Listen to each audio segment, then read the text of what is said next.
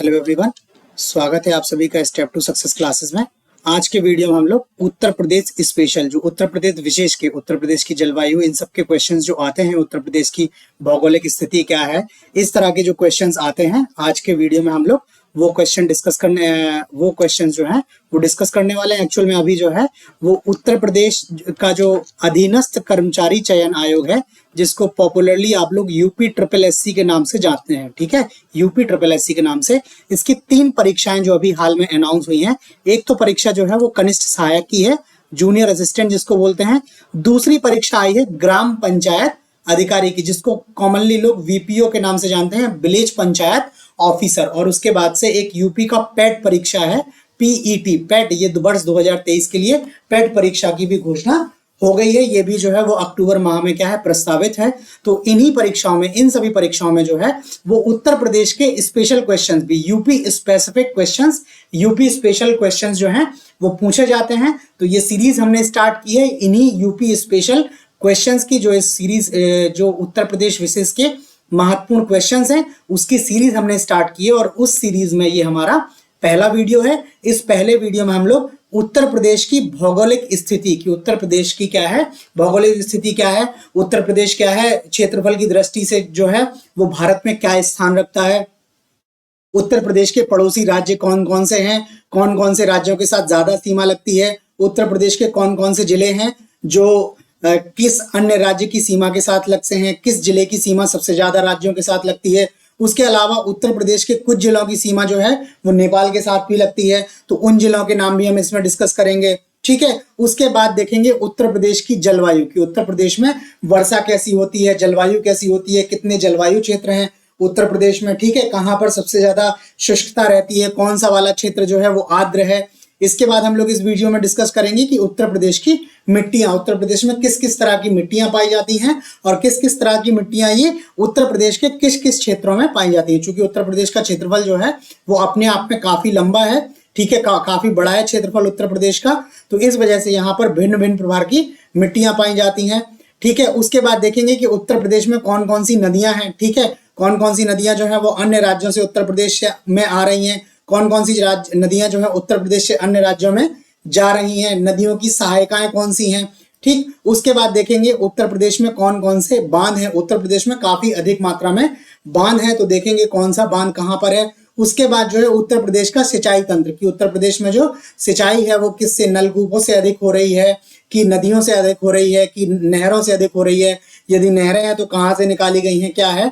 फिर उसके बाद देखेंगे उत्तर प्रदेश की कृषि का क्या स्वरूप है, यहाँ कौन कौन सी फसलें होती हैं, किस समय में कौन सी फसल होती है, ठीक है, किसका बुवाई क्षेत्र जो है अधिक है, किस तरह के उर्वरकों का उपयोग किया जा रहा है, ये सारा देखेंगे। और लास्ट में इस वीडियो में हम लोग देखेंगे कि उत्तर प्रदेश में पशुपालन की स्थिति क्या है, किन जानवरों को यहाँ पर अधिक पाला जा रहा है, क्या किया जा रहा है। तो ये सारे जो हैं उत्तर प्रदेश विशेष से यूपी स्पेशल के जो क्वेश्चंस हैं, यूपी स्पेसिफिक क्वेश्चंस हैं, ये उस क्वेश्चन की सीरीज है।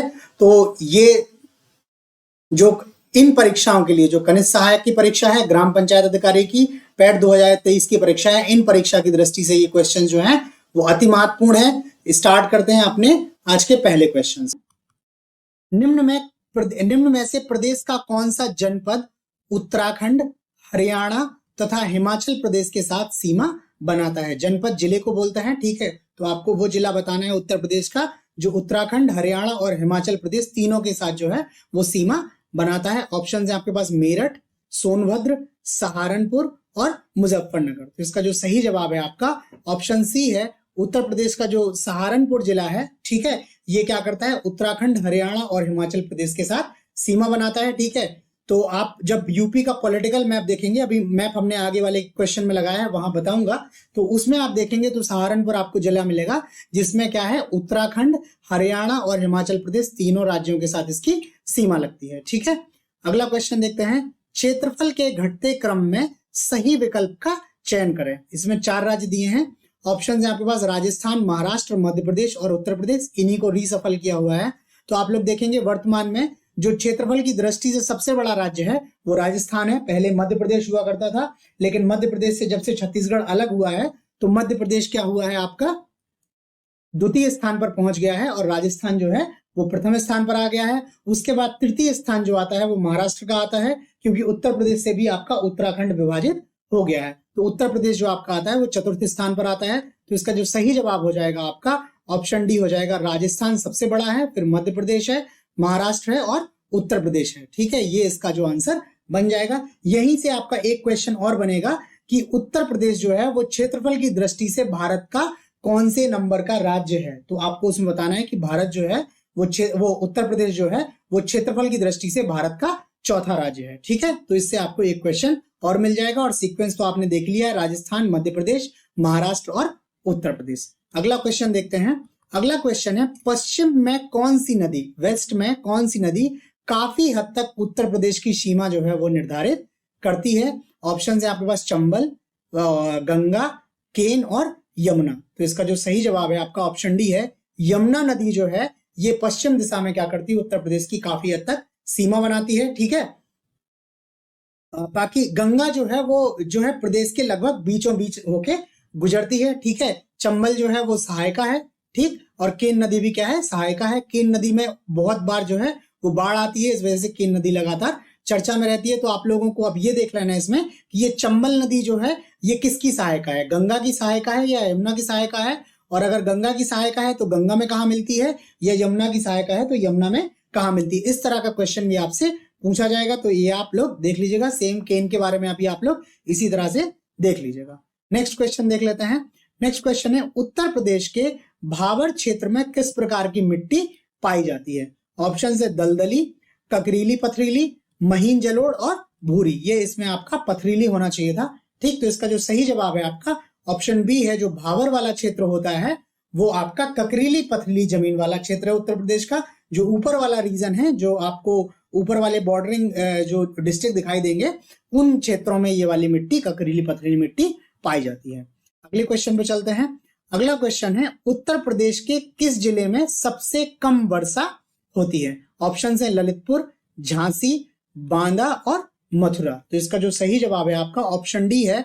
मथुरा उत्तर प्रदेश का ऐसा जिला है जहां पर सबसे कम वर्षा होगी। अगर आप उत्तर प्रदेश की जो है औसत वर्षा देखेंगे पूरे प्रदेश की, तो पूरे प्रदेश की औसत वर्षा जो है वो करीब 95 सेंटीमीटर है, जिसमें मथुरा की जो औसत वर्षा है वो आपकी 54.4 सेंटीमीटर है। ठीक है, और ये प्रदेश में सबसे कम है। मथुरा का रीजन जो है वो सबसे कम वर्षा प्राप्त करता है प्रदेश में। ठीक है, और सबसे अधिक वर्षा जो प्राप्त करता है उत्तर प्रदेश में वो गोरखपुर जिला है उत्तर प्रदेश का। ठीक है, जहां से हमारे वर्तमान जो मुख्यमंत्री हैं वो संबंधित हैं। तो सबसे ज्यादा वर्षा जो मिलती है वो गोरखपुर को मिलती है, और गोरखपुर को करीब 184.7 सेंटीमीटर की वर्षा मिलती है।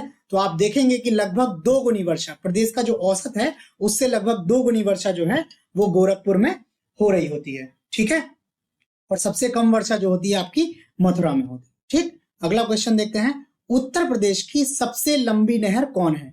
ऑप्शन है आपके पास घाघरा नहर, केन नहर, निचली गंगा नहर और शारदा नहर। तो इसका जो सही जवाब है आपका ऑप्शन डी है। जो उत्तर प्रदेश की सबसे लंबी नहर है ये शारदा नहर है। शारदा नहर, ये शारदा नदी जो है ये शारदा नदी से निकलती है। बाकी ये जो नहर स्टार्ट होती है ये आप नैनीताल जिला है उत्तराखंड का, पहले तो उत्तर प्रदेश का पार्ट होता था, अभी उत्तराखंड का है नैनीताल जिला। नैनीताल जिले की तहसील का नाम है खटीमा।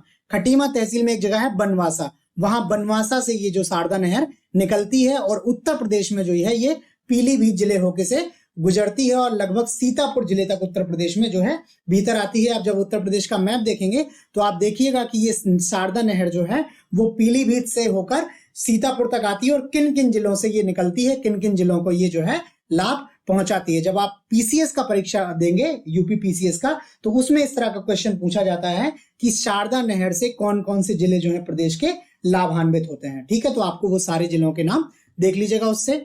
अगले क्वेश्चन पे चलते हैं।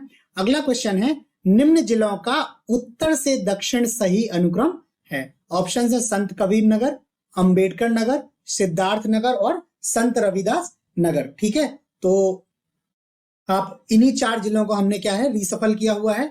ठीक है, तो आपको पहले आपको ये बता दूं कि आप जब मैप देखते हो तो इस तरह से आपका जो क्लॉक बनता है, ठीक है, ये वाला जो होता है आपका ईस्ट हो जाता है, आपका ये वाला जो हो जाता है वेस्ट हो जाता है, और ये हो जाता है नॉर्थ, और ये हो जाता है आपका साउथ। तो आपको बताना है कि ये जिले इस डायरेक्शन में कैसे जाते हैं। ठीक है, तो आप देखोगे जब यूपी का मैप तो इन 4 जिलों के कंपैरिजन में देखोगे तो आपको सबसे उत्तर में सिद्धार्थनगर दिखाई देगा।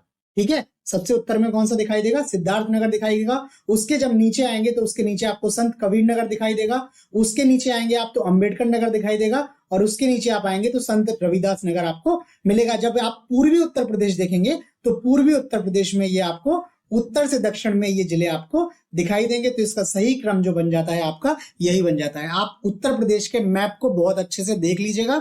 ठीक है, स्पेशली अगर आप पीसीएस की परीक्षा दे रहे हैं तो आपको मैप एकदम बहुत अच्छे से, जो भी उत्तर प्रदेश के 75 जिले हैं सभी जिलों की आपको पोजीशनिंग वगैरह सब कुछ पता होना चाहिए, क्योंकि इस तरह सा मैप से क्वेश्चंस आपसे बार बार पूछा जाता है। इसी वजह से मैप को आपको कैसे देखना है उसके रिगार्डिंग हमने यहाँ पे मैप भी लगाया हुआ है। ये केवल सैंपल हमने दिखाया हुआ है। ठीक है, ऑफिशियल मैप इसको नहीं बोलेंगे, सीमाएं वगैरह जो है स्टैंडर्ड्स नहीं है। बट आप देखिए इसमें कि जब आप देखोगे यूपी में तो यहाँ पे आपका यूपी स्टार्ट हो रहा है, ये आपका सहारनपुर जिला लग रहा है। ये वाला जो एरिया आपका लग रहा है ये उत्तराखंड है। ठीक है, ये आपका जो रीजन है ये उत्तराखंड है। ये जो आपको सीमा दिख रही है ये हिमाचल प्रदेश की सीमा है। ठीक है, ये एरिया जो आपको दिख रहा है हिमाचल प्रदेश का है। और ये वाला रीजन जो है वो आपका हरियाणा का है। ये जो आपको ऐसा दिख रहा है ये हरियाणा का है। और यहाँ पे आपका दिल्ली आ जाता है। ठीक है, तो यहाँ पे आपका क्या आ गया? दिल्ली। और दिल्ली के बाद पे ये आपका एरिया आ गया राजस्थान का। और ये जो रीजन है यहां से लेके यहां तक ये आपका जो आ गया एमपी का आ गया, मध्य प्रदेश का। ये रीजन जो है एमपी का है। यहाँ पे आपका ये रीजन और ये रीजन जो है आपका ये छत्तीसगढ़ का रीजन है। ये रीजन और ये रीजन आपका झारखंड का है। ये वाला रीजन और यहां तक आपका बिहार आ जाता है। ठीक है, और उसके बाद से ये जो आपको शेडेड फॉर्म में दिख रहा है ये नेपाल है। ठीक है, तो उत्तर प्रदेश के केवल एक देश के साथ सीमा लगती है, वो नेपाल है। ठीक, अब आप लोग देखिए कि आपका सहारनपुर जो है ये उत्तराखंड, हिमाचल प्रदेश और हरियाणा तीनों से मिल गया है।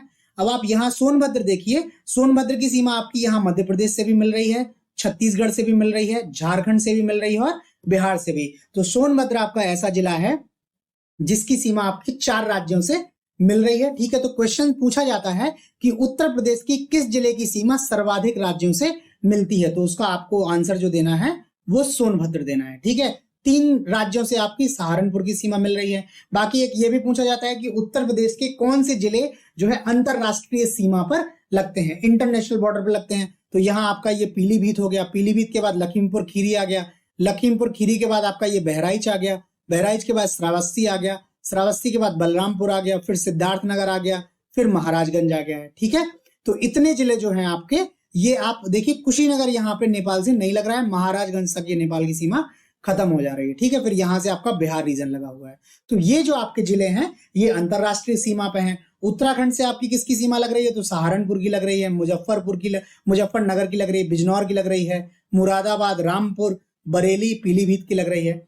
तो इस तरह से आप लोग याद कर लीजिएगा कि कौन से जिले की सीमा कहां से लगती है और कौन कौन से जिले हैं जिनकी सीमा किसी अन्य राज्य के साथ नहीं लगती है। इस तरह का क्वेश्चन भी आपसे पूछे जाते हैं। ठीक है, यहाँ पे आपका जो 1 लिखा हुआ है ये आपका गाजियाबाद है, और जहां 2 लिखा हुआ है ये आपका गौतम बुद्ध नगर है, ये आपका 3 लिखा है संत कबीर नगर है, तो ये आपका जो आ गया संत कबीर नगर आ गया।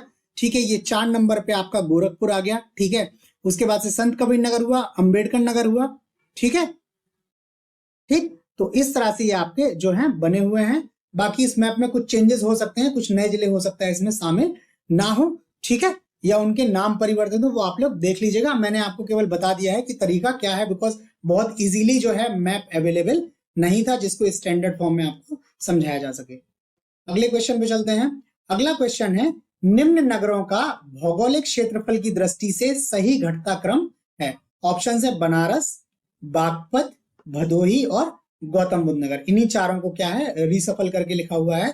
तो आप देखिए जो आपका इन चारों में आप देखेंगे तो आपको घटता क्रम लगाना है, मतलब सबसे बड़ा सबसे पहले और उससे छोटा उसके बाद में। तो इन चारों में आप देखेंगे तो बनारस का क्षेत्रफल जो है वो सर्वाधिक मिलेगा आपको। दूसरे नंबर पे आपको क्षेत्रफल गौतम बुद्ध नगर का मिलेगा, तीसरे नंबर पर बागपत का क्षेत्रफल मिलेगा और चौथे नंबर पर भदोही का क्षेत्रफल मिलेगा। तो इसका जो सही जवाब होगा आपका ऑप्शन डी। और इस तरह के क्वेश्चंस आपको इसलिए बताए हैं बिकॉज आयोग ने समय समय पर इसी तरह के क्वेश्चंस पूछे हुए हैं। ठीक है, ऐसा नहीं है कि क्षेत्रफल की दृष्टि से केवल सबसे बड़ा राज्य पूछा, सबसे बड़ा जिला पूछा है, सबसे छोटा जिला पूछा है। इस तरह से भी आयोग ने आपके क्वेश्चंस पूछे हुए हैं। ठीक है, अगले क्वेश्चन पे चलते हैं। अगला क्वेश्चन है, प्रदेश के किस जिले में सर्वाधिक वर्षा होती है? बांदा, मुरादाबाद, वाराणसी और गोरखपुर। तो इसका जो सही जवाब है आपका ऑप्शन डी है। पहले ही बता चुका हूं कि सबसे ज्यादा वर्षा जो होती है आपकी गोरखपुर में होती है। ठीक है, अगला क्वेश्चन देखते हैं। अगला क्वेश्चन है, निम्न में कौन उत्तर प्रदेश की पेयजल परियोजना है? 4 परियोजनाओं के नाम दिए हैं। शारदा सहायक नहर परियोजना, ज्ञानपुर पंप नहर परियोजना, गोकुल बैराज परियोजना और पथराई बांध। तो इसका जो सही जवाब है आपका ऑप्शन सी है। ये गोकुल बैराज परियोजना जो है ये मथुरा के गोकुल में है। ठीक है, ये आपकी पेयजल परियोजना है और ये उत्तर प्रदेश के मथुरा और आगरा जिलों को पेयजल की आपूर्ति के लिए ये परियोजना बनाई गई है, गोकुल बैराज परियोजना। बाकी ये परियोजनाएं जो है सिंचाई आदि कार्यों से संबंधित हैं। ठीक है, ये ज्ञानपुर पंप नहर परियोजना है, ये वर्तमान में प्रयागराज में है। पथराई बांध जो है आपका, ये आपका झांसी में आ जाता है पथराई नदी पर। और शारदा सहायक नहर परियोजना तो पहले ही डिस्कस कर लिए हैं। अगले क्वेश्चन पे चलते हैं। अगला क्वेश्चन है, निम्न में कौन क्षेत्रफल के बढ़ते क्रम की दृष्टि से सही है? ठीक है, क्षेत्रफल में सबसे छोटा इनमें बताना है और बढ़ते हुए लास्ट तक आपको बताना है। ऑप्शंस हैं बाराबंकी, गौतम बुद्ध नगर, मिर्जापुर और सोनभद्र। इन्हीं को आपको रीशफल करते हुए लिखा हुआ है। तो आपको मैं पहले बता दूं कि उत्तर प्रदेश में अगर क्षेत्रफल की दृष्टि से आप सबसे बड़ा जिला देखेंगे तो सोनभद्र जिला जो है वो सबसे बड़ा है। ठीक है, सबसे बड़ा कौन सा है? सोनभद्र है। सॉरी, सोनभद्र बता रहा हूं मैं आपका। जो सबसे बड़ा जिला है वो लखीमपुर खीरी है। ठीक है, लखीमपुर खीरी जो जिला है यूपी का, ये क्षेत्रफल की दृष्टि से सबसे बड़ा है। और दूसरे स्थान पर जो आता है आपका सोनभद्र आता है। ठीक है, क्षेत्रफल की दृष्टि से सबसे बड़ा उत्तर प्रदेश का जिला जो है वो लखीमपुर खीरी और दूसरे नंबर पर सोनभद्र है। और जब सबसे छोटा आप देखेंगे तो सबसे छोटा आपको मिलेगा हापुड़, और हापुड़ के बाद दूसरा नंबर आता है गाजियाबाद का। ठीक है, ये हैंडराइटिंग बहुत अच्छी नहीं आती इससे। ठीक, तो अब आप इसमें देखेंगे कि सोनभद्र तो दूसरे नंबर का सबसे बड़ा है, लखीमपुर इसमें कहीं दिखा नहीं है। तो इस ऑप्शन में सबसे बड़ा जो आपका आएगा वो सोनभद्र ही आएगा। सोनभद्र आपको 2 जगह दिया हुआ है। ठीक है, तो अब इसमें आप देखेंगे तो इसमें आप क्षेत्रफल की दृष्टि से देखेंगे, बाराबंकी का जो क्षेत्रफल है वो गौतम बुद्ध नगर से अधिक है और मिर्जापुर का बाराबंकी से भी अधिक है और सोनभद्र का तो इन सबसे अधिक है। केवल सोनभद्र का क्षेत्रफल जो है वो लखीमपुर खीरी से कम है। तो इसका जो सही जवाब हो जाएगा आपका ऑप्शन सी बन जाएगा। ये बढ़ते हुए क्रम में गौतम बुद्ध नगर, उससे बड़ा बाराबंकी, उससे बड़ा मिर्जापुर और उससे बड़ा सोनभद्र। तो इस तरह से आपका यह ऑप्शन इसका सी सही हो जाएगा। अगले क्वेश्चन पे चलते हैं। अगला क्वेश्चन है, सोनभद्र जिले को स्पर्श करती हैं। ऑप्शन है 2 राज्य की सीमाएं, 3 राज्यों की सीमाएं, 4 राज्यों की सीमाएं और 5 राज्यों की सीमाएं। तो इसका जो सही जवाब है आपका ऑप्शन सी है। ऑलरेडी डिस्कस कर चुके हैं कि सोनभद्र जिले से 4 राज्य बिहार, छत्तीसगढ़, झारखंड और मध्य प्रदेश की सीमाएं लगती हैं। ठीक है, अगला क्वेश्चन है, उत्तर प्रदेश का कौन सा क्षेत्र आद्यकल्प की प्राचीनतम शैलों से निर्मित है? ऑप्शन है आपके पास बुंदेलखंड, रोहेलखंड, शिवालिक और विंध्याचल। तो इसका जो सही जवाब है आपका वो आपका ऑप्शन ए है। ये जो आद्यकल्प की प्राचीनतम शैलें हैं ये नीस शैलें हैं और इन शैलों से जो है उत्तर प्रदेश का बुंदेलखंड जो रीजन है वो रीजन इससे बना हुआ है। ठीक है, अगले क्वेश्चन पे चलते हैं। अगला क्वेश्चन है, निम्न में किससे उत्तर प्रदेश की सीमा नहीं लगती है? मैप में हम बता चुके हैं कौन कौन से राज्यों से उत्तर प्रदेश की सीमा लगती है। ऑप्शन है राजस्थान, पंजाब, हरियाणा और इनमें से कोई नहीं। तो इसका जो सही जवाब है आपका ऑप्शन बी है। पंजाब राज्य से उत्तर प्रदेश की सीमा नहीं लगती है, जबकि राजस्थान और हरियाणा राज्यों से उत्तर प्रदेश की सीमा लगती है। उत्तर प्रदेश में सर्वाधिक वर्षा वाला क्षेत्र है। ऑप्शन है तराई मैदान, पूर्वी गंगा मैदान, मध्य गंगा मैदान और पश्चिमी गंगा मैदान। तो इसका जो सही जवाब है आपका ऑप्शन ए है। जो तराई क्षेत्र है, जो ऊपरी हिस्से पे है, जहां पे आपका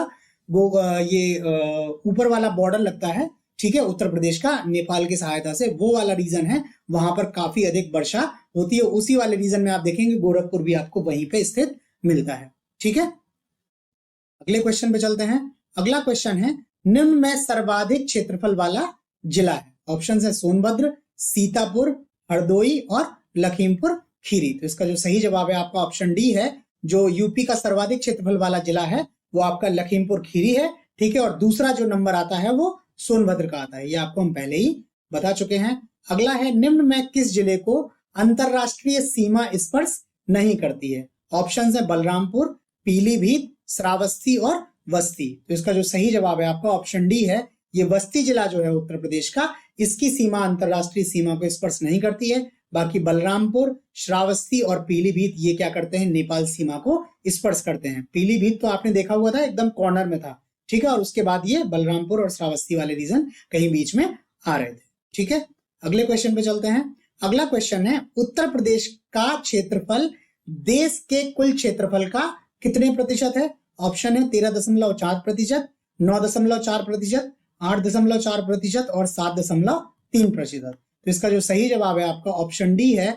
जो उत्तर प्रदेश का क्षेत्रफल है वो भारत के कुल क्षेत्रफल का करीब 7.3% है, जबकि उत्तर प्रदेश में क्या है, भारत की कुल जनसंख्या का लगभग 16.5% जनसंख्या क्या निवास करती है। 16.5% जो पॉपुलेशन है इंडिया की वो उत्तर प्रदेश में निवास करती है, जबकि क्षेत्रफल कितना है, केवल 7.3, तो लगभग 2 गुने से अधिक, ठीक है।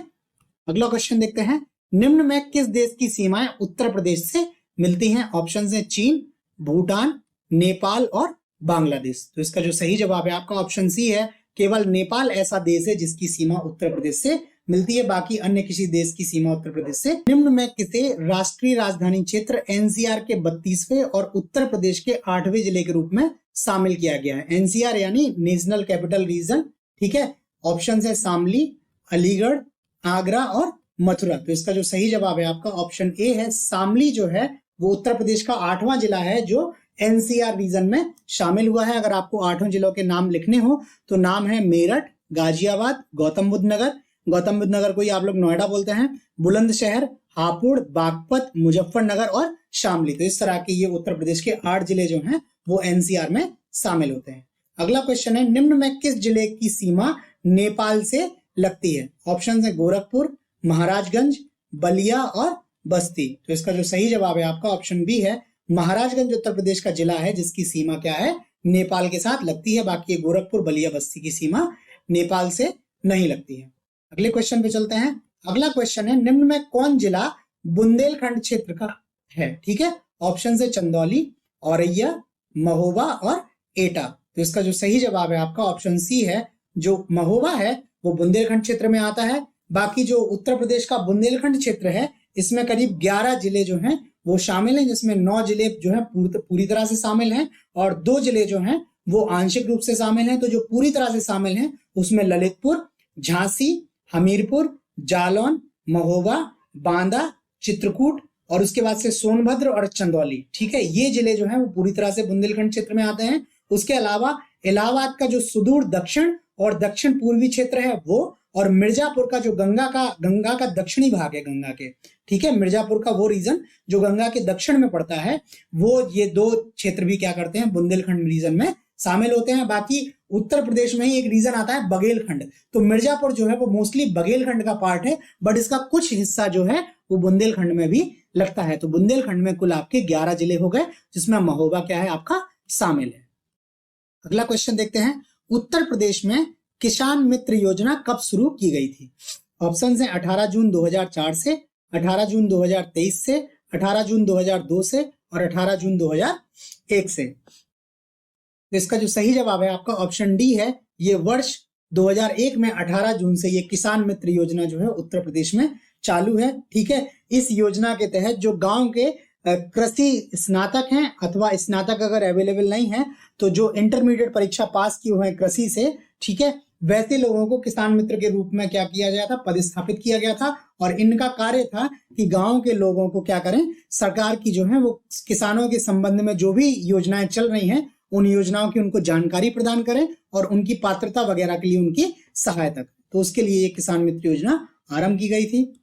अगला क्वेश्चन है, किस फसल का उत्तर प्रदेश भारत में सर्वप्रमुख उत्पादक है? ऑप्शन है चना, ज्वार, मक्का और गेहूं। तो इसका जो सही जवाब है आपका ऑप्शन डी है। ये उत्तर प्रदेश क्या है, भारत में गेहूं का सर्वप्रमुख उत्पादक है। भारत में जो है सबसे ज्यादा गेहूं का उत्पादन उत्तर प्रदेश में ही होता है। उत्तर प्रदेश जो है वो कृषि प्रधान एक राज्य है जहां पर बहुत सारी फसलें ऐसी हैं जो भारत में जिनका उत्पादन सबसे ज्यादा उत्तर प्रदेश में ही होता है, जिसमें एक तो आपकी गेहूं हो जाती है, गेहूं के बाद दूसरी आपकी आ जाती है गन्ना, गन्ना के बाद आलू उत्पादन में उत्तर प्रदेश प्रथम नंबर पर है, दुग्ध उत्पादन में प्रथम स्थान पर है, आम के उत्पादन में प्रथम स्थान पर है, आंवले के उत्पादन में, तरबूज खरबूज के उत्पादन में भी क्या है उत्तर प्रदेश प्रथम स्थान पर है। बाकी अगर जिले के बारे में पूछा जाए तो गेहूं उत्पादन में सबसे शीर्ष स्थान जिस जिले का है उत्तर प्रदेश के, वो है गोरखपुर। ठीक है, उत्तर प्रदेश का गोरखपुर जिला है जहां पर उत्तर प्रदेश का सबसे अधिक गेहूं उत्पादित होता है। अगला क्वेश्चन है, भारतवर्ष में प्रथम कृषि विश्वविद्यालय की स्थापना की गई थी। ऑप्शन है जबलपुर में, कानपुर में, अयोध्या में और पंतनगर में। तो इसकी जो सही जवाब है ऑप्शन डी है, ये पंतनगर में वर्ष 1960 में जो है वो भारत के पहले कृषि विश्वविद्यालय की, एग्रीकल्चर यूनिवर्सिटी की स्थापना की गई थी। जब उत्तर प्रदेश का विभाजन नहीं हुआ था तो ये पंतनगर जो है वो उत्तर प्रदेश में आता था। वर्तमान में पंतनगर जो है वो उत्तराखंड में आता है। वहां पर ये गोविंद बल्लभ पंत के नाम पर ये जो है कृषि संस्थान, कृषि विश्वविद्यालय स्थित है। अगला क्वेश्चन देखते हैं। अगला क्वेश्चन है, उत्तर प्रदेश की प्रमुख फसल है। ऑप्शन है मक्का, गेहूं, धान और गन्ना। तो इसका जो सही जवाब है आपका ऑप्शन बी है, गेहूं जो है वो उत्तर प्रदेश की सबसे प्रमुख फसल है। और अगर नकदी फसल की आपसे बात की जाएगी तो उत्तर प्रदेश की प्रमुख नकदी फसल जो हो जाएगी, कैश क्रॉप जो हो जाएगी, वो गन्ना हो जाएगी। ठीक है, अगला क्वेश्चन देखते हैं। अगला क्वेश्चन है, लाल मिट्टी पाई जाती है। ठीक है, उत्तर प्रदेश में लाल मिट्टी पाई जाती है आगरा मथुरा में, एटा मैनपुरी में, सीतापुर बाराबंकी में और मिर्जापुर झांसी में। तो आप देखोगे उत्तर प्रदेश में जो लाल मिट्टी पाई जाती है वो बुंदेलखंड क्षेत्र में पाई जाती है। जो चट्टानें उनमें लाल मिट्टी पाई जाती है। तो बुंदेलखंड रीजन में क्या आता है आपका, मिर्जापुर झांसी आता है। तो मिर्जापुर झांसी में क्या है आपकी लाल मिट्टी पाई जाएगी। इस तरह से आप आइडेंटिफाई कर सकते हैं। अगर आपसे लाल मिट्टी पूछी जाती है तो आप गेस कीजिएगा कि जो बुंदेलखंड रीजन में जो जिले पाए जाते हैं उत्तर प्रदेश के, उनमें क्या है लाल मिट्टी आपको देखने को मिलेगी। अगला क्वेश्चन है, उत्तर प्रदेश में सस्य जलवायु क्षेत्रों की संख्या है। ऑप्शन है 8, 7, 9 और 11। इसका जो सही जवाब है आपका ऑप्शन सी है। उत्तर प्रदेश में 9 सस्य जलवायु क्षेत्र जो है पाए जाते हैं। ये आयोग का जो है वो बहुत महत्वपूर्ण प्रश्न है। लगातार ये क्या होता है आपका एग्जाम्स में पूछा जाता है। ठीक है, रिपीटेडली पूछा जाता है क्वेश्चन। ठीक, अगला क्वेश्चन है, निम्न में कौन सा फसल चक्र पूर्वी उत्तर प्रदेश के लिए सर्वाधिक उपयुक्त है। ऑप्शन है धान, मक्का, गेहूं, मक्का, आलू, गेहूं, मक्का, तोरिया गेहूं और कपास, गेहूं, मूंग। तो इसका जो सही जवाब है आपका ऑप्शन ए है। जो पूर्वी उत्तर प्रदेश है उसके लिए धान, मक्का और गेहूं जो है वो सर्वाधिक उपयुक्त फसल चक्र है। अगले क्वेश्चन पे चलते हैं। उत्तर प्रदेश में प्रथम दुग्ध सहकारी समिति की स्थापना हुई थी। ऑप्शन है सहारनपुर में, बनारस में, लखनऊ में और प्रयागराज में। तो इसका जो सही जवाब है आपका ऑप्शन डी है। प्रयागराज में जो है वो उत्तर प्रदेश की पहली दुग्ध सहकारी समिति की स्थापना हुई थी। इस सहकारी समिति की जगह पर एक क्वेश्चन आता है दुग्ध संघ। तो अगर संघ पूछा जाएगा आपसे तो संघ जो है आपका लखनऊ में है, समिति जो है सहकारी समिति जो है वो आपकी प्रयागराज में है। बाकी एक ऑपरेशन फ्लड भी आता है जो दुग्ध क्रांति से संबंधित है। तो उत्तर प्रदेश में जो ऑपरेशन फ्लड का पहला भाग था वो वर्ष 1973 में आरंभ हुआ था और उत्तर प्रदेश के 3 जिलों में ये स्टार्ट किया गया था, बनारस, बलिया और मेरठ। उत्तर प्रदेश के 3 जिले बनारस, बलिया और मेरठ, इन 3 जिलों में ऑपरेशन फ्लड का जो पार्ट 1 था या जो पहला चक्र था वो स्टार्ट हुआ था वर्ष 1973 में। और प्रथम दुग्ध सहकारी समिति प्रयागराज में और दुग्ध संघ जो है वो लखनऊ में। अगला क्वेश्चन है, उत्तर प्रदेश में उगाई गई फसलों में किसकी अवधि न्यूनतम होती है। ऑप्शन है चना, मसूर, अरहर और मूंग। तो इसका जो सही जवाब है आपका ऑप्शन डी है। ये मूंग है, ये आपकी खरीफ की फसल है और इसकी जो अवधि होती है वो न्यूनतम होती है। बहुत जल्दी इसकी पैदावार जो है वो आ जाती है। मूंग जो है वो खरीफ की फसल है। बाकी चना, मसूर और अरहर भी जो है उत्तर प्रदेश की प्रमुख फसलें हैं। ये सारी फसलें जो हैं वो दलहन फसलें हैं, दालें हैं, ये पल्सेस हैं। अगला क्वेश्चन देखते हैं। अगला क्वेश्चन है, प्रदेश में पान उत्पादन के लिए कौन जिला विशेष रूप से प्रसिद्ध है।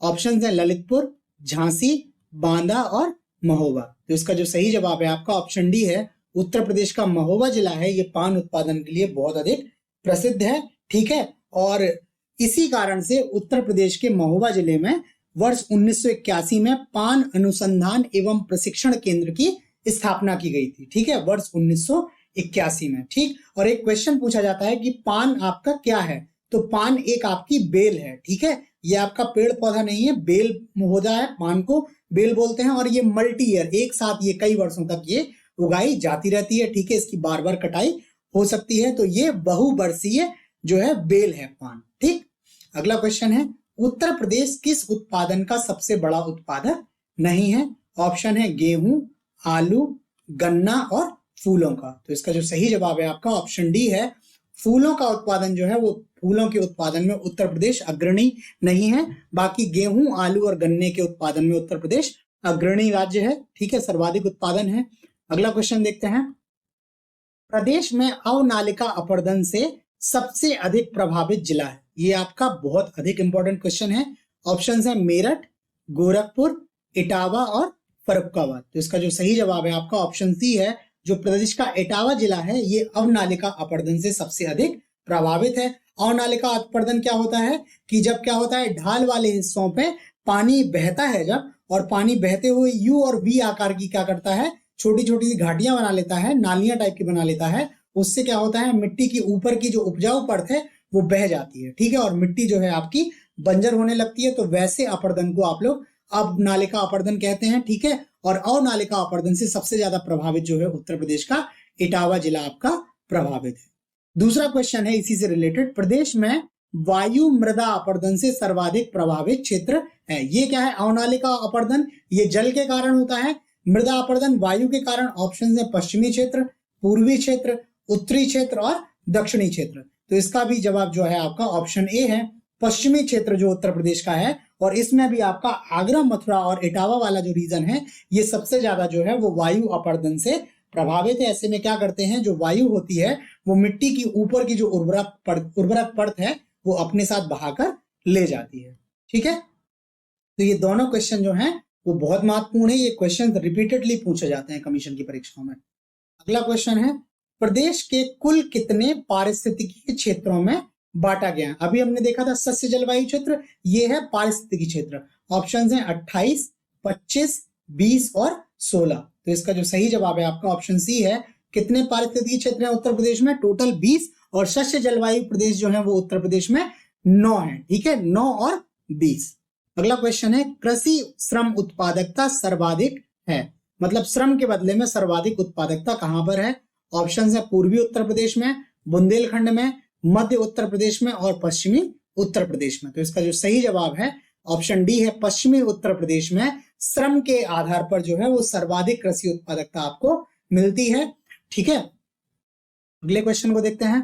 अगला क्वेश्चन है, उत्तर प्रदेश में सीमांत कृषक किन्हें कहा गया है? ठीक है, ऑप्शन है 1 एकड़ से कम भूमि वालों को, 1 हेक्टेयर से कम भूमि वालों को, 2 हेक्टेयर से कम भूमि वालों को और 2.5 हेक्टेयर से कम भूमि वालों को। इसका जो सही जवाब है आपका ऑप्शन बी है, 1 हेक्टेयर से कम भूमि वाले जो भी किसान हैं इनको सीमांत किसान कहा जाता है उत्तर प्रदेश में। ठीक है, अगला क्वेश्चन, उस जनपद को चिन्हित कीजिए जिसमें जानवरों के लिए पॉलीक्लिनिक नहीं है। जानवरों के जो क्लिनिक्स होते हैं इनको पॉलीक्लिनिक बोलते हैं। तो अगर आपको जानवर नहीं मिलता है, केवल पॉलीक्लिनिक मिलता है, तो आप समझ जाइएगा कि ये जानवरों की चिकित्सा के लिए है।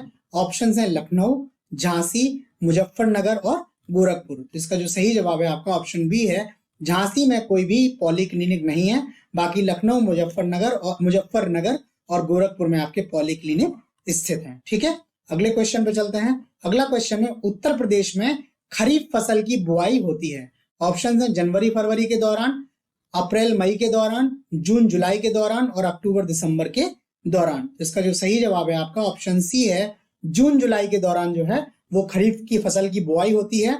और ये करीब अक्टूबर के आसपास तक आते आते सितंबर अक्टूबर तक ये कटाई होने लगती है। और अक्टूबर दिसंबर के दौरान क्या होती है, रबी की फसल की बुआई शुरू होने लगती है। और ये मार्च अप्रैल के दौरान क्या है, इसकी कटाई स्टार्ट हो जाती है। अगला क्वेश्चन, आंवले का सर्वाधिक उत्पादन करने वाला जिला है। ऑप्शन है जौनपुर, प्रतापगढ़, रायबरेली और सुल्तान। तो इसका जो सही जवाब है आपका ऑप्शन बी है, जो उत्तर प्रदेश का प्रतापगढ़ जिला है ये आंवले का सर्वाधिक उत्पादन करने वाला जिला है। ठीक, अगला क्वेश्चन, उत्तर प्रदेश में किसान वही योजना लागू की गई थी। ऑप्शन है 2002 में, 1982 में, 1972 में, 1992 में। तो इसका जो सही जवाब है आपका ऑप्शन डी है, 1992 में उत्तर प्रदेश में किसान वही योजना किसानों के लिए लागू की गई थी। ये क्वेश्चन आपका कम से कम जो है वो 10 बार पूछा जा चुका है। ठीक है, रिपीटेडली पूछा जाता है। और जैसे आप लोग बैंक की पासबुक देखते हैं जिसमें आपके सारे डेटा जो है आपका जो ट्रांजेक्शन्स वगैरह हैं वो होती हैं, वैसे ही किसान वही किसानों के संबंध में है। इसमें किसान की जोतों के बारे में, सारे जोत के आकार जो हैं क्या है, क्या क्षेत्रफल है, ये सारी इसमें सूचना होती है। और उनके आधार पर जो लोन हुआ है, बंधक हुई है, अगर किसी भी तरह का कोई भी कार्य उस जमीन पर हुआ है तो उस सब की डिटेल जो है वो किसान वही में जो है वो आपकी दर्ज की जाती है। ठीक है, अगला क्वेश्चन है, राज्य में संतरे की सर्वाधिक पैदावार वाला जिला है। ऑप्शन है फर्रुखाबाद, लखीमपुर, सहारनपुर और बलरामपुर। तो इसका जो सही जवाब है आपका ऑप्शन सी है, उत्तर प्रदेश का जो सहारनपुर है, ठीक है, ये क्या है आपका सबसे अधिक पैदावार वाला जिला है, संतरे की पैदावार वाला। ठीक है, अगले क्वेश्चन पे चलते हैं। अगला क्वेश्चन है, प्रदेश के तराई क्षेत्र, ठीक, विशेषकर सिद्धार्थनगर में उगाए जाने वाले सुगंधित चावल की किस्म है। ऑप्शन है सोनाचूर, मसूरी, तृप्ति और काला नमक। तो इसका जो सही जवाब है आपका ऑप्शन डी है, ये काला नमक नामक वैरायटी का जो सुगंधित चावल है ये सिद्धार्थनगर में और प्रदेश के तराई क्षेत्रों में विशेषकर सिद्धार्थनगर में उगाया जाता है। नेक्स्ट क्वेश्चन, उत्तर प्रदेश में उत्तर प्रदेश कृषि विविधीकरण परियोजना UPDASP परियोजना जो प्रायोजित की गई थी, ठीक है, ये जो है वो आपकी एग्रीकल्चर को क्या करने के लिए, डाइवर्सिफाई, विविधीकरण के लिए आयोजित की गई थी। ऑप्शन है उत्तर प्रदेश सरकार द्वारा, केंद्र सरकार द्वारा, विश्व बैंक द्वारा और उपयुक्त में से कोई नहीं। तो इसका जो सही जवाब है ये ऑप्शन सी है, ये जो कृषि विविधीकरण परियोजना है ये आप उत्तर प्रदेश में विश्व बैंक द्वारा ये परियोजना चलाई गई थी। ठीक है, अगले क्वेश्चन पे चलते हैं। अगला क्वेश्चन है, उत्तर प्रदेश में कृषि समृद्धि आयोग की स्थापना किस वर्ष हुई है। ऑप्शन है 2016, 2017, 2018 और उपयुक्त में से कोई नहीं। तो इसका जो सही जवाब है आपका ऑप्शन बी है, ये कृषि समृद्धि आयोग या पंडित दीनदयाल उपाध्याय कृषि समृद्धि आयोग की स्थापना 8 अगस्त 2017 को हुई है। ठीक है, और इसका जो कार्य है वो है कि प्रदेश की जो भूमि है जो बंजर है या जो जल भराव के कारण जिसपे किसी तरह का कोई कृषि कार्य नहीं होता है, तो इन भूमियों को क्या करना है, कृषि योग्य भूमि में परिवर्तित करना है। यह कार्य जो है इस आयोग को दिया गया है। अगला क्वेश्चन है, हथनी कुंड परियोजना किस नदी पर स्थित है। यह हथनी कुंड परियोजना अभी बहुत ज्यादा जो है वो चर्चा में रही है। ठीक है, तो ऑप्शंस आपके पास हैं गंगा, सरयू, यमुना और रामगंगा। तो इसका जो सही जवाब है आपका ऑप्शन सी है, ये हथनी कुंड परियोजना जो है वो हरियाणा के यमुनानगर जिले से आरंभ होती है। यमुनानगर की जो है पश्चिमी सहायका, पश्चिमी नदी के रूप, नहर के रूप में ये निकलती है और इसका पानी जो है वो उत्तर प्रदेश में जाता है, दिल्ली में भी इसका पानी पहुंचता है। ठीक है, अगला क्वेश्चन, पश्चिमी उत्तर प्रदेश के संदर्भ में निम्नलिखित कथनों में कौन सा सही है। ऑप्शन है उत्तर प्रदेश का पश्चिमी क्षेत्र अन्य क्षेत्रों की तुलना में अधिक विकसित है। यह क्षेत्र हरित क्रांति का साक्षी रहा है। ऑप्शन है केवल एक तथा दो दोनों, केवल दो और ना तो एक ना ही दोनों। तो आप देखेंगे कि जो आपका वेस्टर्न यूपी वाला रीजन है वो कंपैरेटिवली क्या है, अधिक विकसित है। तो ये कथन आपका सही है। और हरित क्रांति का भी ये क्षेत्र क्या है, साक्षी रहा है। नहरों पर्याप्त मात्रा में है जिससे सिंचाई के साधन है और इस वजह से यहाँ पर हरित क्रांति जो है रही है। तो इस वजह से इसका पहला और दूसरा ये दोनों स्टेटमेंट सही है। आपका ऑप्शन भी इसका सही जवाब हो जाता है। अगले क्वेश्चन पे चलते हैं। अगला क्वेश्चन है, माता टीला परियोजना है। ऑप्शन है बेतवा पर, गोदावरी पर, कृष्णा पर और पेरियार। तो आपका इसका सही जवाब है ऑप्शन ए, माता टीला परियोजना जो है वो प्रदेश के झांसी जिले में बेतवा नदी पर स्थित है और जल विद्युत परियोजना है। यहाँ पर विद्युत उत्पादन भी होता है माता टीला परियोजना से, झांसी जिले में स्थित है। और अगला क्वेश्चन, निम्न में किस नदी को राष्ट्रीय जलमार्ग संख्या 1 के रूप में प्रयुक्त किया जा रहा है। जैसे नेशनल हाईवे है वैसे ही नेशनल वाटरवेज जो है वो डेवलप किए गए हैं। तो वहां NH1 होता है, ये आपका NW1 है। तो NW1 के रूप में किसे प्रयोग किया जा रहा है। ऑप्शन है गंगा, यमुना, ब्रह्मपुत्र और नर्मदा। तो इसका जो सही जवाब है आपका ऑप्शन ए है, जो गंगा नदी है, गंगा नदी का जो इलाहाबाद से या प्रयागराज से लेकर जो हल्दिया तक का जो सेक्शन है इसको नेशनल वाटरवे नंबर 1 या राष्ट्रीय जलमार्ग संख्या 1 के रूप में प्रयोग किया जाता है। ठीक है, इस क्वेश्चन से स्टार्ट करते हैं। क्वेश्चन है, निम्न में कौन सुमेलित नहीं है। ठीक है, ऑप्शन है राजघाट बांध यमुना, रानी लक्ष्मीबाई बांध बेतवा, गोविंद बल्लभ पंत सागर रेहंद और माता टीला बेतवा। ये आपको बांध का नाम और नदी का नाम दिया हुआ है। आपको इसमें से जो सुमेलित नहीं है वो आपको चुनना है। तो इसका पहला ही ऑप्शन गलत है। ये राजघाट बांध जो है ये यमुना नदी पर ना होकर ये बेतवा नदी पर है, ठीक है। और ये राजघाट बांध जो है वो आपका ललितपुर जिले में है, उत्तर प्रदेश के ललितपुर जिले में है, ठीक है। जब आप मैप देखेंगे, ठीक है, तो मैप में आप जब पश्चिम दिशा में सबसे नीचे या आप दक्षिण पश्चिम वाले क्षेत्र में देखेंगे, ठीक है, तो आपको दिखाई देगा कि वहां पर ये ललितपुर जिला स्थित है। बाकी ये रानी लक्ष्मीबाई बांध बेतवा नदी पर ही है, ये झांसी जिले में है। गोविंद बल्लभ पंत सागर ये रेहंद नदी पर है और सोनभद्र जिले में है, ठीक है। इसी को रेहंद सागर भी बोलते हैं, ठीक है। और ये माता टीला जो बांध है ये बेतवा नदी पर स्थित है, ये भी झांसी में ही स्थित है। और इससे पहले भी ये क्वेश्चन आ चुका है जिसमें बताया था कि ये जल विद्युत परियोजना है, इसका उपयोग जो है वो जल विद्युत के निर्माण में होता है, ये झांसी जिले में है। अगला क्वेश्चन देखते हैं, निम्न में कौन सा युग्म सुमेलित नहीं है? ऑप्शन है बिठूर, गंगा राप्ती, गोरखपुर राप्ती, जौनपुर सई और कौशाम्बी यमुना। तो इसमें वही आपको शहर का नाम दिया है और ये नदियां दी हैं जिनके तट पे ये शहर बसे हुए हैं। तो इसमें जो आपका गलत है वो ऑप्शन सी है, ये जौनपुर जो शहर है वो आपका सई नदी पर स्थित नहीं है, ये गोमती नदी पर स्थित है, ठीक है। जौनपुर जो है वो गोमती नदी पर स्थित है और ये जो सई नदी है इस सई नदी पर आपका प्रतापगढ़ स्थित है। प्रतापगढ़ की भी चर्चा पहले हो चुकी है। आंवला उत्पादन में क्या है, इसका प्रथम स्थान है उत्तर प्रदेश में, ठीक है। तो ये जौनपुर आपका हो जाएगा गोमती नदी पर और सई नदी पर हो जाएगा आपका प्रतापगढ़। बाकी ये सारे मैच सही है। अगला क्वेश्चन देखते हैं। अगला क्वेश्चन है, निम्न में कौन सा बांध बेतवा नदी पर नहीं बनाया गया है? ऑप्शन है लवकुश बैराज, रेहंद बांध, सॉरी बेतवा नदी पर बनाया गया है, लवकुश बैराज, रेहंद बांध, शारदा बैराज और राजघाट बांध। इसका जो सही जवाब हो जाएगा आपका ऑप्शन डी हो जाएगा, राजघाट बांध, जिसकी अभी हम लोग ऊपर चर्चा कर चुके हैं, ललितपुर में है जो स्थित, ठीक है, बेतवा नदी पर बनाया हुआ है, ठीक। इसके अलावा ये जो आपका लवकुश बैराज है ये कानपुर में स्थित है, ठीक है। दूसरा रेहंद बांध ये सोनभद्र जिले में है और शारदा बैराज जो है आपका ये क्या है, बनवासा जो स्थान है खटीमा तहसील में नैनीताल में, ये शारदा बैराज वहां से है और उत्तर प्रदेश को इससे काफी जल मिलता है, नहर निकलती है यहाँ से, शारदा नहर जो आती है और ये उत्तर प्रदेश में कई जिलों में ये क्या है, सिंचाई के लिए जल उपलब्ध कराती है। अगला क्वेश्चन देखते हैं, फुलहर झील या लेक फुलहर भारत के किस राज्य में स्थित है? ऑप्शन है मध्य प्रदेश, उत्तराखंड, बिहार और उत्तर प्रदेश। तो इसका जो सही जवाब है आपका ऑप्शन डी है, उत्तर प्रदेश। ये थोड़ा सा ओबियस भी है कि हम यूपी स्पेशल डिस्कस कर रहे हैं तो उत्तर प्रदेश की झील होगी, बट ये क्वेश्चन जो है कॉन्स्टेंटली लगातार जो है एग्जाम से पूछा जा रहा है, फेवरेट क्वेश्चन है आयोग का कि फुलहर झील भारत के किस राज्य में स्थित है या कहाँ स्थित है, तो ये उत्तर प्रदेश में है और उत्तर प्रदेश में भी उत्तर प्रदेश के पीलीभीत जिले में है, ठीक है। पीलीभीत जो है वो बॉर्डर डिस्ट्रिक्ट है यूपी का और यहाँ ये जो है पीलीभीत में ही फुलहर झील स्थित है। अगले क्वेश्चन पे चलते हैं।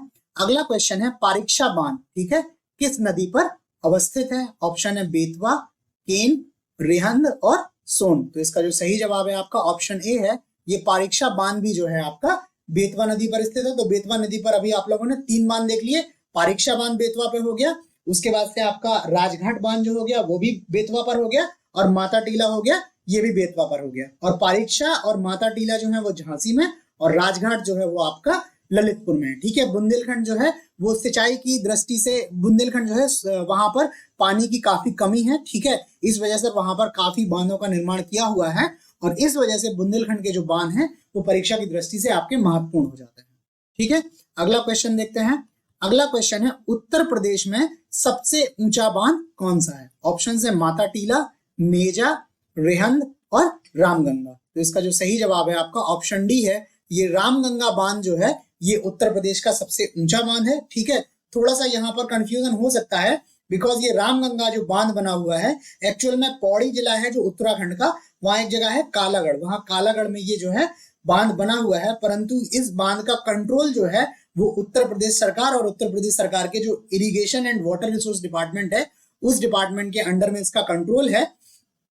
और इस रामगंगा बांध से उत्तर प्रदेश का जो बिजनौर जिला है, ठीक है, उसके बिजनौर जिला क्या है बहुत ज्यादा इससे वो है सहायता प्राप्त करता है, ठीक है, जल मिलता है बिजनौर जिलों को। इसके अलावा ये करीब 11 और अन्य जिलों को क्या है पेयजल उपलब्ध कराता है, ये पेयजल के साथ साथ जो है सिंचाई वगैरह के लिए भी जल उपलब्ध कराता है, ठीक है। तो ये रामगंगा बांध है, वैसे कंफ्यूज मत होइएगा कि उत्तराखंड में है, इसका कंट्रोल जो है वो उत्तर प्रदेश सरकार के पास है, ठीक है।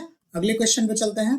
अगला क्वेश्चन है, निम्न में कौन सी नदी, ठीक है, ब्रह्मघाट नामक स्थान पर कर्नाली नदी से मिलती है और घाघरा नदी बन जाती है। ठीक है, तो आप ये देखोगे जब नदियों के संगम की बात होती है तो कई बार क्या होता है, दो या दो से अधिक नदियां मिलके नई नदियां बनाते हैं। ठीक है, तो आपको बताना है कि घाघरा नदी जो है वो कर्नाली नदी और दूसरी कौन सी नदी है उससे मिलकर बनती है। ऑप्शन है राप्ती, शारदा, गंडक और सरयू। तो इसका जो सही जवाब है आपका ऑप्शन बी है, ये शारदा नदी जो है और कर्नाली नदी ब्रह्मघाट नामक स्थान पर मिलती हैं और मिलने के बाद इनको घाघरा नदी के नाम से जाना जाता है। ठीक है, ये सीतापुर जिले में मिलती है। ठीक, शारदा नदी कहाँ है, सीतापुर जिले में मिलती है कर्नाली से, और शारदा नदी जो उत्तर प्रदेश में एंटर करती है वो पीलीभीत से एंटर करती है। ठीक है, और शारदा नदी भी जो है वो जब ऊपर से आ रही होती है तो इसका कोई और नाम होता है, लेकिन जब ये उत्तराखंड का एक स्थान है टनकपुर, ठीक है, तो टनकपुर में जब ये मैदानी भाग में एंटर करती है तो वहां से इसको आप लोग शारदा नदी या शारदा नदी के नाम से जाना जाता है।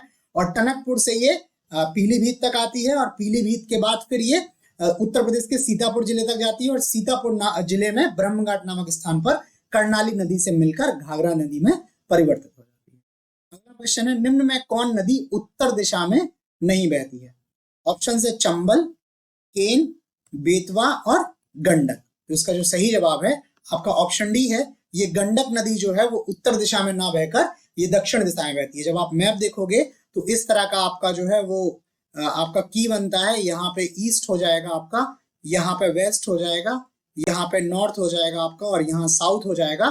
तो नॉर्थ में बहने वाली नदियां मतलब जो ऊपर की दिशा में जा रही हैं, ठीक है, और साउथ में बहने वाली दिशा है मतलब नीचे। तो जब गंडक नदी आप देखोगे यूपी और बिहार के बॉर्डर के बीच में देखोगे तो ऊपर से इस तरह से ये आ रही होती है। अच्छा, जब नदियों की दिशा आप देखते हैं तो आप नदियों के बहाव की दिशा में मुंह करके खड़े होते हैं। ठीक है, तो नदी अगर इस तरह से आ रही है तो आप इस तरफ फेस करोगे। ठीक है, ठीक इस तरह से आप फेस करोगे, फिर आपका दाहिना हाथ जिस तरफ होगा वो नदी का दाहिना हिस्सा हो जाएगा और जिस तरफ आपका बायां हाथ होगा उस तरफ नदी का क्या हो जाएगा, बायां हिस्सा हो जाएगा और आपके फेस की दिशा में नदी के बहाव की दिशा रहेगी। ठीक है, तो इसका जो सही जवाब है ऑप्शन डी गंडक है।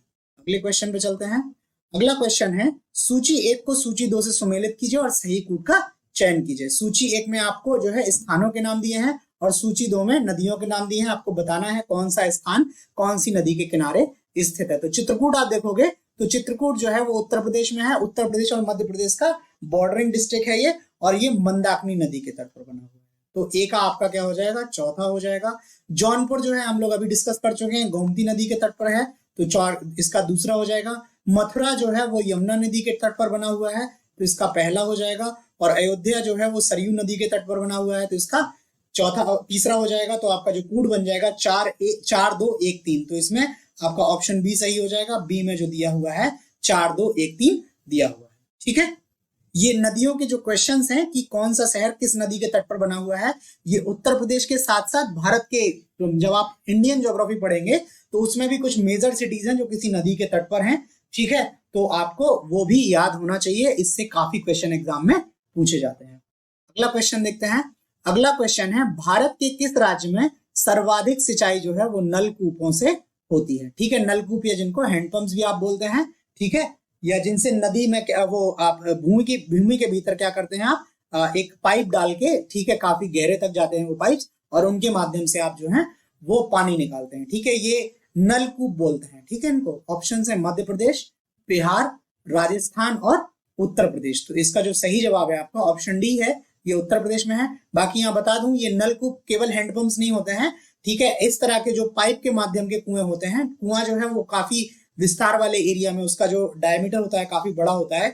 ये नलकूप के डायमीटर बहुत छोटे होते हैं और पतले पाइप से ये जमीन के अंदर डाले जाते हैं और हैंडपंप के माध्यम से भी प्लस मोटरों के माध्यम से भी इनसे पानी निकाला जाता है। अगला क्वेश्चन है, निम्न नगरों में कौन गंगा के दाहिने किनारे पर नहीं है? अभी मैंने आपको बताया कि दायां बायां कैसे डिसाइड करोगे आप, तो अब आपको इसमें बताना है कि कौन सा शहर जो है वो गंगा के दाहिने किनारे पर नहीं है। प्रयागराज, हरिद्वार, बनारस और कानपुर। तो इसका जो सही जवाब है आपका ये बनारस है, ऑप्शन सी। बनारस शहर जो है वो गंगा नदी के दाहिने किनारे पर ना होकर बाएं किनारे पर है। जब आप देखोगे तो गंगा इस तरह से बह रही होती हैं और आपका ये इनके बहाव की दिशा है, आपका प्रयागराज इस स्थान पर पड़ता है। ठीक है, तो ये आपका, आप इस तरफ जब मुंह करके खड़े होगे तो आपका आपका फेस इस तरफ है, तो आपका दाहिना इस तरफ हो जाएगा और बायां आपका इस तरफ हो जाएगा। तो इस तरफ इलाहाबाद है। हरिद्वार में जब आप देखोगे तो ऊपर से इस तरह से नदी आ रही होती है गंगा जी, और आप जब इस दिशा में मुंह करोगे तो आपका दाहिना हाथ ये होगा, और हरिद्वार भी इसी तरह से है। और जब आप कानपुर में देखोगे तो कानपुर में भी गंगा नदी इसी तरह से निकल रही होती है, और कानपुर नगर इस स्थान पे बसा हुआ है। जबकि बनारस में आप देखोगे तो बनारस में जो है वो गंगा जी इस तरह से निकल रही होती हैं, और आपका बनारस शहर जो है वो इस दिशा में बना हुआ है, जबकि आपका दाहिना ये वाला हिस्सा होगा। तो इसमें केवल बनारस जो है वो गंगा के बाएं किनारे पर है, बाकी तीनों शहर क्या है, दाहिने किनारे पर है।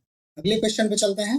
अगला क्वेश्चन है, सूची 1 को सूची 2 से मिलाकर सही कूट का चयन करें। ये 4 प्रयागों के नाम दिए हैं जो गंगा नदी के जो गंगा नदी है उनसे संबंधित हैं, और कौन सी नदियां यहाँ पर आकर मिलती हैं उनका है। पहला है रुद्रप्रयाग, नंदप्रयाग, कर्णप्रयाग और देवप्रयाग। तो आप रुद्रप्रयाग जब देखोगे तो अलकनंदा और मंदाकिनी जहां पर मिलती है उस स्थान को रुद्रप्रयाग के नाम से जाना जाता है। तो आपका ए का हो जाएगा दूसरा, ठीक है। और यहाँ से अलकनंदा और मंदाकिनी मिलने के बाद जब ये आगे बढ़ती हैं तो ये अलकनंदा नाम से ही बढ़ती हैं, ठीक। उसके दूसरा है आपका नंदप्रयाग, तो नंदप्रयाग में आपका अलकनंदा जो है वो नंदाकिनी नदी से मिलती है, ठीक है। रुद्र में मंदाकिनी नदी से और नंद में नंदाकिनी नदी से, और यहां से भी आगे बढ़ती हैं तो इनका नाम अलकनंदा ही होता है, ठीक। और कर्णप्रयाग में जो है वो अलकनंदा पिंडार से मिलती है, ठीक। तो बी का आपका चौथा हो गया, सी का आपका तीसरा हो गया। यहाँ पर क्या होती है, कर्णप्रयाग में अलकनंदा पिंडार से मिलती हैं, और अभी भी इनका नाम क्या होता है, अलकनंदा ही होता है, ठीक है। रुद्रप्रयाग आपका बाद में पड़ेगा, कर्णप्रयाग और नंदप्रयाग आपके पहले पड़ेंगे, और रुद्रप्रयाग के बाद फिर आपका देवप्रयाग आता है। तो ये अलकनंदा तो जा ही रही है, और दूसरी नदी भागीरथी आ रही होती है, और भागीरथी और अलकनंदा मिलती है देवप्रयाग में, और यहीं से इनका नाम जो है वो गंगा के नाम पे जाना जाता है, ठीक है। तो ये आपका इसका पहला हो जाएगा। आपका ऑप्शन बनता है 2 4 3 1, आपका ऑप्शन सी जो है वो सही जवाब हो जाएगा। ये याद रखिएगा, ये उत्तर प्रदेश की दृष्टि से, और आप जब वैसे भी जीएस के क्वेश्चन सॉल्व करेंगे तो वैसे भी ये इंपॉर्टेंट होता है। इसमें चारों प्रयाग लिखे हैं, कई बार आपसे केवल एक प्रयाग पूछा जाता है, ठीक है। तो कि इस प्रयाग पर कौन कौन सी नदियां मिलती हैं। अगले क्वेश्चन पे चलते हैं। अगला क्वेश्चन है, उत्तर प्रदेश और मध्य प्रदेश राज्यों की संयुक्त राजघाट नदी परियोजना स्थापित की गई है। ऑप्शन है केन नदी पर, सोन नदी पर, चंबल नदी पर और बेतवा नदी पर। तो इसका जो सही जवाब है आपका ऑप्शन बी है। ये राजघाट परियोजना जो है वो बेतवा नदी पर है, ललितपुर जिले में है, और ये उत्तर प्रदेश और मध्य प्रदेश राज्यों की संयुक्त परियोजना है। तो आपसे एक क्वेश्चन पूछा जा सकता है कि जो राजघाट परियोजना है वो किन 2 राज्यों की संयुक्त परियोजना है। तो इसका सही जवाब आपका उत्तर प्रदेश और मध्य प्रदेश हो जाएगा, ठीक है। अगला क्वेश्चन है, गोविंद बल्लभ पंत सागर अवस्थित है। ऑप्शन है बुलंदशहर में, ललितपुर में, मिर्जापुर में और सोनभद्र में। तो इसका जो सही जवाब है आपका ऑप्शन डी है। ये गोविंद बल्लभ पंत सागर, जिसको रेहंद सागर नाम से भी जाना जाता है, ये रहंद नदी पर स्थित है और उत्तर प्रदेश के सोनभद्र जिले में है, ठीक है। और जब क्षेत्रफल की दृष्टि से हम लोग डिस्कस कर रहे थे क्वेश्चन में, तो यूपी का जो क्षेत्रफल की दृष्टि से सबसे बड़ा जिला है वो आपका लखीमपुर खीरी है, और दूसरा सबसे बड़ा जिला है वो सोनभद्र है। और सोनभद्र ही उत्तर प्रदेश का एकमात्र ऐसा जिला है जिसकी सीमा जो है वो 4 राज्यों से, बिहार, छत्तीसगढ़, झारखंड और मध्य प्रदेश से मिलती है, ठीक है। तो ये सोनभद्र के बारे में ये इंपॉर्टेंट है, ठीक। अगले क्वेश्चन पे चलते हैं। अगला क्वेश्चन है, उत्तर प्रदेश सिंचाई के मुख्य साधन हैं। इसमें 4 साधन दिए हैं, नहरें, नलकूप, तालाब और कुएं और अन्य साधन। इनके महत्व के घटते क्रम में सही कूट का चयन करें। मतलब आपको बताना है कि सबसे ज्यादा सिंचाई किसके माध्यम से होती है और सबसे कम किसके माध्यम से, और इस क्रम में आपको लगाना है। तो सबसे ज्यादा तो हम लोग पहले ही देख चुके हैं कि नलकूपों से होती है, ठीक है। तो ये तो आपका पहले नंबर पे आ जाएगा, ठीक। उसके बाद से तो मतलब आपका सीक्वेंस जो बनेगा दूसरे स्थान पर उत्तर प्रदेश में जो सिंचाई होती है वो नहरों के माध्यम से होती है, तो देख हो जाएगा। तीसरे स्थान पर जब आप आएंगे तो तालाब और कुएं हो जाएंगे, और चौथे पे अन्य साधन हो जाएंगे। तो आपका जो आंसर बनेगा 2 1 3 4 बनेगा। 2 1 3 4 ऑप्शन बी इसका जो है कूट बी आपका सही जवाब है। अगले क्वेश्चन पे चलते हैं। अगला क्वेश्चन है, उत्तर प्रदेश की निम्न नदियों में किनके उद्गम हिमालय से नहीं हुए हैं। ऑप्शन है गोमती, रामगंगा, बेतवा और शारदा। तो इसका जो सही जवाब है कूट में चुनना है किन 2 नदियों का। तो ये गोमती और बेतवा नदी जो है ये हिमालय से नहीं उद्गम होता है इनका। गोमती नदी जो आपकी है ये पीलीभीत का जो दलदली क्षेत्र है, उस दलदली क्षेत्र से क्या होता है, गोमती नदी का उद्गम होता है। और बेतवा नदी जो है ये भोपाल के आसपास से कहीं से निकलती है, ठीक है। और ये जो है यहाँ पर आकर चंबल में मिल जाती है, ठीक है। गोमती जो है वो गंगा की सहायिका है, ठीक। और तो ये आपका जो है पहला और तीसरा इसमें गलत है, आपका ऑप्शन सी इसका जो है सही हो जाएगा। रामगंगा और शारदा दोनों नदियां क्या हैं, हिमालय से निकलती हैं। अगले क्वेश्चन पे चलते हैं। अगला क्वेश्चन है अर्जुन बांध नहर से लाभान्वित जिला है। ऑप्शन है एटा, इटावा, गोरखपुर और हमीरपुर। तो इसका जो सही जवाब है आपका ऑप्शन डी है, हमीरपुर। ये अर्जुन बांध नहर जो है ये हमीरपुर जिले में अर्जुन बांध स्थित है और इसी अर्जुन बांध से नहर निकलती है, हमीरपुर जिले को लाभान्वित करती है। और ये अर्जुन बांध जो है ये अर्जुन नदी के ऊपर ही बना हुआ है, ठीक है, हमीरपुर जिले में स्थित है। नेक्स्ट क्वेश्चन देखते हैं। नेक्स्ट क्वेश्चन है निम्न में कौन नदी यमुना की सहायक नहीं है। ऑप्शन है केन, बेतवा, चंबल और कल्याणी। तो इसका जो सही जवाब है ऑप्शन डी है कि कल्याणी नदी जो है ये यमुना की सहायका ना होके गंगा की सहायका है, जबकि केन, बेतवा और चंबल ये तीनों यमुना नदी की सहायका है, ठीक है। ये केन नदी जो है ये आपका बांदा जिले के आसपास में स्थित है। बेतवा तो आप लोग झांसी देख ही चुके हो, ठीक है। और चंबल नदी क्या है, ये 3 राज्यों में बहती है, ये उत्तर प्रदेश में भी है, मध्य प्रदेश में भी है और राजस्थान में भी है, ठीक है। अगले क्वेश्चन पे चलते हैं। अगला क्वेश्चन है निम्न में कौन नदी उत्तर प्रदेश में प्रवाहित नहीं होती है। ऑप्शन है सोन नदी, हिंडन नदी, उसके बाद से गंडक नदी और शारदा नदी। तो इसका जो सही जवाब है आपका ऑप्शन सी है, ये गंडक नदी जो है वो उत्तर प्रदेश में प्रवाहित नहीं होती, जबकि बिहार में प्रवाहित होती है। जबकि सोन नदी, हिंडन नदी और शारदा नदी ये तीनों नदी जो हैं वो क्या है आपकी उत्तर प्रदेश में प्रवाहित होती है, ठीक है। अगले क्वेश्चन को देखते हैं। अगला क्वेश्चन है उत्तर प्रदेश का कौन सा शहर चिकनकारी साड़ियों नामक सुंदर कढ़ाई वाली साड़ियों के लिए प्रसिद्ध है, ठीक है। ऑप्शन है आपके पास मुरादाबाद, लखनऊ, मेरठ और प्रयागराज। तो इसका आपका जो सही जवाब है वो आपका सही जवाब है इसका ऑप्शन बी लखनऊ, ठीक है। लखनऊ में जो है वो चिकनकारी का सुंदर काम होता है और वहां पे साड़ियां और इसके अलावा और भी चीज जैसे कपड़े और भी जो है कपड़े वो चिकनकारी की कलाड़ी के मिलते हैं आपको, ठीक है। तो ये इसका जो सही जवाब हो जाएगा आपका लखनऊ हो जाएगा, ठीक। अगले क्वेश्चन पे चलते हैं। अगला क्वेश्चन है उत्तर प्रदेश में निम्नलिखित में सर्वाधिक जनजातीय संख्या वाला जनपद कौन सा है। ऑप्शन है सोनभद्र, मिर्जापुर, खीरी और बिजनौर। तो इसका जो सही जवाब है आपका ऑप्शन ए है, सर्वाधिक जनजातियों की संख्या वाला जो जनपद है वो सोनभद्र है, ठीक है। शीर्ष स्थान जो है सोनभद्र का आता है, दूसरे स्थान पर आपका बलिया आता है और तीसरे स्थान पर देवरिया आता है। तो शीर्ष 3 जनजातीय वाले जो जनपद हैं वो है सोनभद्र, बलिया और देवरिया, ठीक है। अगला क्वेश्चन देखते हैं। 2011 की जनगणना के अनुसार जनसंख्या के संबंध में उत्तर प्रदेश का कौन सा जिला सबसे बड़ा है।